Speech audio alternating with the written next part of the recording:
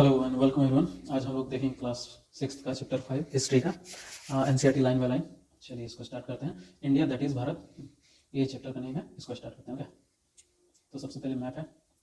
Okay, ये map physical map of Indian subcontinent with some of its river. ये Indian subcontinent का physical map है।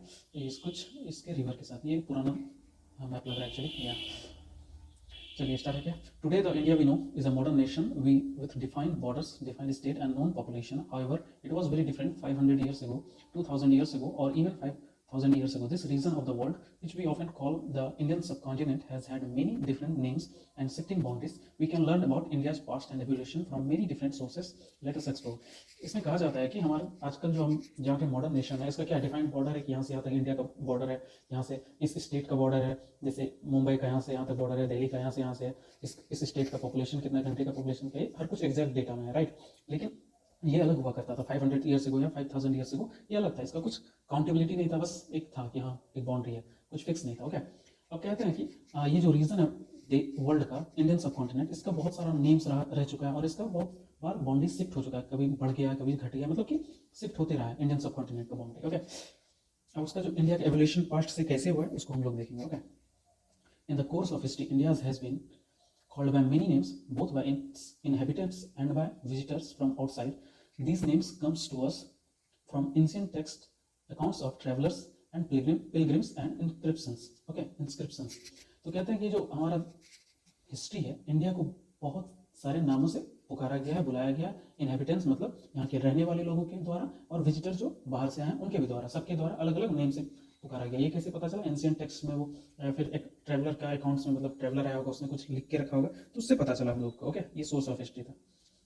अब आता है हाउ इंडियंस नेम्ड इंडिया। अब भारतवासियों ने, जो इनहेबिटेंट थे इंडियन सब कॉन्टिनेंट के, उसने भारत का नाम कैसे रखा? Okay, the Rig Veda is India's most ancient text, as we will see in chapter 7. It is several thousand years old. It gives the northwest region of the subcontinent the name Sapta Sindhava, that is the land of seven rivers. कहते हैं कि हमारे भारत का जो सबसे पुराना वेद है ना, उसका नाम है ऋग वेदा। ओके, ये एंशिएंट टेक्स्ट में आता है। ये बहुत 1000 years पुराना है, और ये हमारा जो नॉर्थ वेस्ट रीजन होता है, नॉर्थ वेस्ट रीजन इंडियन सब कॉन्टिनेंट है, उसका नाम इसने क्या दिया था, उसमें लिखा हुआ था सप्ता सिंधवा। ओके, ये सप्ता सिंधवा, इसका मतलब होता है the land of seven reverse, मतलब कि ऐसा जमीन जिसमें सेवन रिवर्स एक्टिव रहा होगा तभी। Okay, the word Sindhava comes from Sindhu, which refers to Indus River or at times to a river in general. मतलब ये जो सिंधवा नाम है, ये सिंधु वर्ड से आया होगा, which refers to Indus River। ये इंडस रिवर को भी रेफर किया जाता है, यहाँ जैसे सेवन रिवर है, इसी के नाम पे इसका नाम पड़ा था। ओके, या फिर इन जनरल सभी रिवर के नाम पे। ओके, अब आता है moving on in time we see names for other parts of India appear in the literature. अब बहुत जब हम लोग आगे बढ़ते गए तो बहुत सारा लिटरेचर हम लोग के सामने आया, बहुत सारा टेक्स्ट आया, एंशिएंट टेक्स्ट आया, तो सब में अलग अलग नाम था भारत का। तो अब आता है उसके बाद Mahabharat is one of India's most famous text. We read about in the theme our cultural heritage and knowledge traditions. Interestingly it list many regions such as Kashmir, more or less today's Kashmir. तो देखते हैं कि उसके बाद जो महाभारत है उसमें इंडिया का तो सबसे फेमस टेक्स्ट है, हर बच्चा जानता है, राइट। तो उसमें क्या कहते हैं ना कि हर बहुत सारे रीजन का अलग अलग नाम था। जैसे कश्मीरा था, कश्मीर का नाम। ओके, कुरुक्षेत्र था हरियाणा का, वांगा था बंगाल का कुछ पार्ट्स का, क्या ये प्राग ज्योतिषा ये असम का पार्ट का है। ओके, कच्छा जिसका कच्छ में जिसका है। ओके, केरला, और ये केरला को बोला जाता है। ओके, उसके बाद आता है but when do we come across the name for the entire Indian subcontinent, because ancient Indian texts are difficult to date. This is not an easy question to answer. The Mahabharata uses the term Bharatvarsha and Jambudvipa, and scholars generally agree that this long poem was written from a few century BC onward. मतलब ये जो महाभारत में भारत का नाम भारतवर्षा भी कहा गया और जम्बूद्वीपा के नाम से भी बुलाया गया इसको। तो इसको जनरली बहुत सारे जो स्कॉलर्स हैं उसको एग्री भी करते हैं, क्योंकि बहुत सारे पोएम्स मिले, उसमें भी लिखा गया था। ओके, उसके बाद आता था first term Bharatvarsha clearly extends to the entire subcontinent and the text includes the names of numerous rivers and peoples. Bharatvarsha means the country of the भारतास।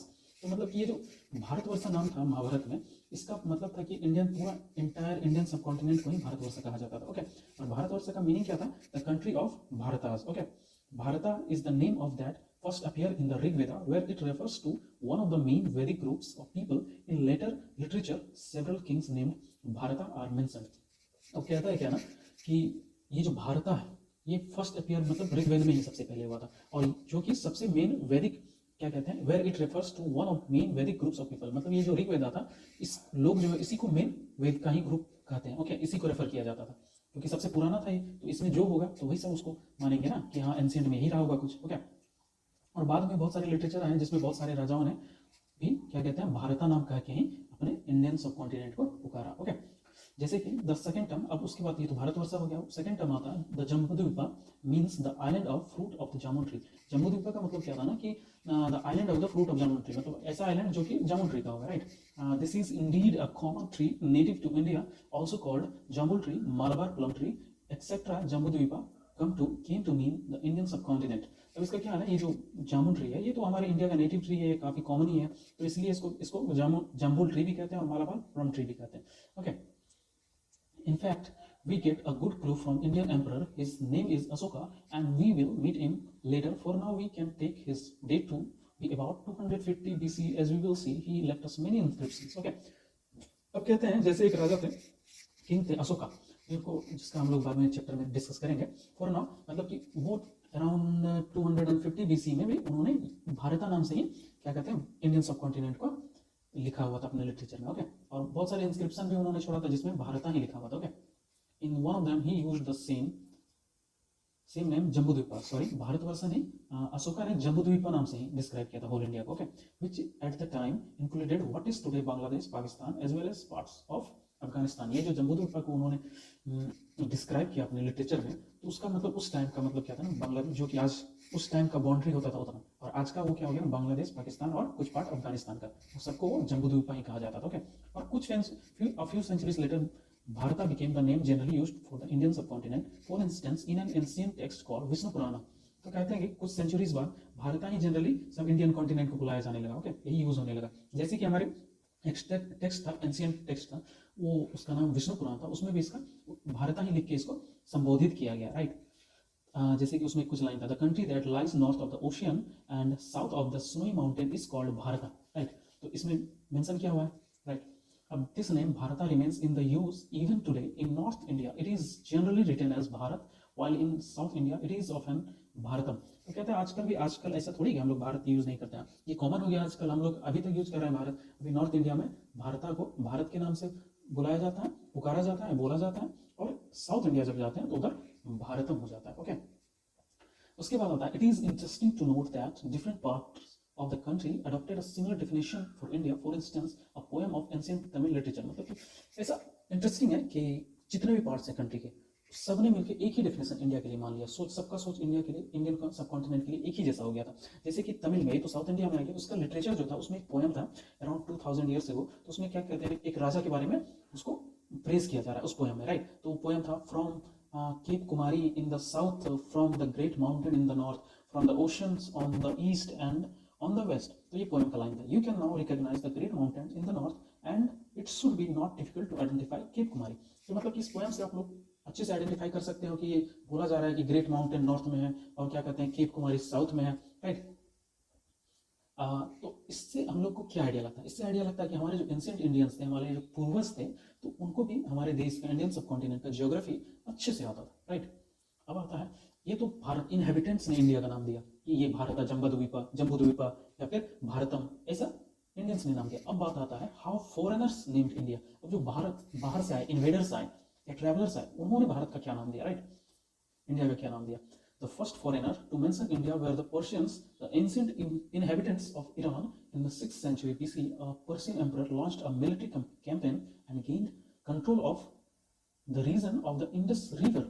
अब कहता है कि सबसे पहले फॉरेनर वो थे जिन्होंने इंडिया का मेंशन किया, वो थे पर्शियन, राइट। और पर्शियन किसको कहा जाता है, जो पुराने इनहेबिटेंट्स थे ईरान के, मतलब ईरान के पुराने लोग जो रहते थे वो उनको ही पर्शियन कहा जाता था। अब कहते हैं 6th century में ना पर्शियन एम्पायर ने एक मिलिट्री कैंपेन को लॉन्च किया, तो उसने उन्होंने इंडस रिवर के एरिया रीजन को कंट्रोल कर लिया, ओके, उस पर कंट्रोल जीत लिया, उसको अपने काबू में कर लिया, अपने अंदर ला लिया, right. which we saw was earlier called Sindhu, so it is no surprise that in their earliest records and stone inscriptions, मतलब कि ये जो है हम लोग पहले इसका नाम क्या था, सिंधु था। अब क्या कहते हैं, धीरे धीरे क्या हुआ ना, बढ़ते चला गया, तो इसका नाम अलग अलग उन्होंने रखना स्टार्ट किया। तो पर्शियन ने क्या नाम रखा था, पर्शियंस ने फर्स्ट इंडिया एज हिंद, तो पर्शियन ने इंडिया का नाम दिया हिंद या फिर हिंदू और Hindu, which are adaptations in their adaptations in their language of Sindhu, जिनका उनके लैंग्वेज में ये एडेप्टेशन था, हिंदू हिंदू ये सब एडेप्टेशन था सिंधु का ही, right.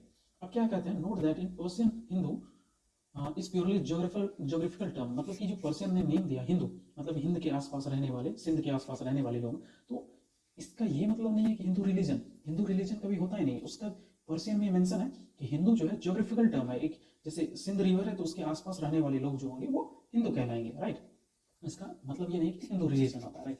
Based on this Persian sources the ancient Greeks named the region Indoi and Indike, they dropped the initial letter h of Hindu because this letter did not exist in the Greek language। मतलब जब Persian आ गए तो उसके बाद Greeks ने नाम क्या दिया हमारे रीजन को, इंडोई दिया, इंडाइक दिया, क्योंकि उनके जो पर्शियन लैंग्वेज है ना, सॉरी ग्रीक लैंग्वेज है, उसमें एच लेटर का एग्जिस्टेंस ही नहीं है, तो उन्होंने एच हटा दिया, इनिशियल लेटर एच हटा दिया, उसके बाद इंडोई इंडाइक अपने हिसाब से रख दिया, ओके। सिंधु से हिंदू रखा, इंडोई इंडाइक, सिंधु हिंदू इंडोई इंडाइक, ऐसा वाला हो गया, राइट। अब the ancient Chinese also interacted with China in several texts. They refer to India as Yintu or Yindu. This word also originally comes from Sindhu in the following manner। मतलब हमारा कुछ जो एंशियंट चाइनीज थे वो भी India आए होंगे, travel किए होंगे, तो उनके टेक्स्ट में क्या लिखा हुआ था, इंडिया को क्या रेफर किया गया, यिंतु और यिंदु। और ये क्या कहते हैं, जनरली ये भी वर्ड सिंधु वर्ड से आता है, जैसे कि सिंधु से हिंदू, फिर हिंदू से इंदु, इंदु से इंदु, तो ऐसा ही था, ओके। ये कॉन्स्टिट्यूशन का फर्स्ट पेज का ये प्रिंट है, राइट, या तो इसका कोई इशू नहीं है। अब चलिए आते हैं इसके बाद, another Chinese word also derived from Sindhu was Tianzhu, but only this word could be also be understood as heavenly master। मतलब और एक और वर्ड दिया गया सिंधु से डिराइव किया गया चाइनीज में, जिसका जो था तियानजू, लेकिन इसका मतलब चाइनीज में क्या था ना, हेवनली मास्टर, मतलब क्या कह सकते हैं, स्वर्ग से उतरे हुए मास्टर। क्यों ऐसा क्यों नाम दिया उन्होंने, this reflects the respect the ancient Chinese had for India as the land of the Buddha। मतलब कि ये जो चाइनीज थे इन्होंने हेवनली मास्टर इंडिया को क्यों नाम दिया, क्योंकि ना उनके नज़र में इंडिया का काफ़ी, एंशिएंट चाइनीज के नज़र में इंडिया का काफ़ी रिस्पेक्ट हुआ करता था, क्योंकि यहाँ से ही उनके जो मास्टर थे बुद्धा वो ही गए हुए थे, वो लोग का मानना था द लैंड ऑफ बुद्धा, मतलब हेवनली मास्टर इंडिया के हैं, तो इसलिए द लैंड ऑफ बुद्धा भी इसको बुलाते थे, okay. You are probably quite familiar with a more recent term Hindustan, but you may not know that it was first used in Persian inscription some 1800 years ago। आजकल हम लोग बोलते भी हिंदुस्तान बोलते हैं, तो हिंदुस्तान क्या है ना, जब फर्स्ट वो जो है पर्शियन इंस्क्रिप्शन में ही यूज हुआ था 1800 ईयर एगो, ओके। ये भी उनका ही दिया गया। तो उसके बाद later on this became the term used by most invaders of India to describe Indian subcontinent. लेकिन उसके बाद क्या हुआ ना कि जितने भी इन्वेडर्स इंडिया आए तो उन्होंने इंडियन सबकॉन्टिनेंट को हिंदुस्तान नेम से ही रेफर किया, ओके। बस ये तक था आपका चैप्टर, इसके बाद कुछ नहीं है, राइट। चलिए आज के लिए इतना ही, मिलते हैं नेक्स्ट चैप्टर में आपसे, थैंक यू।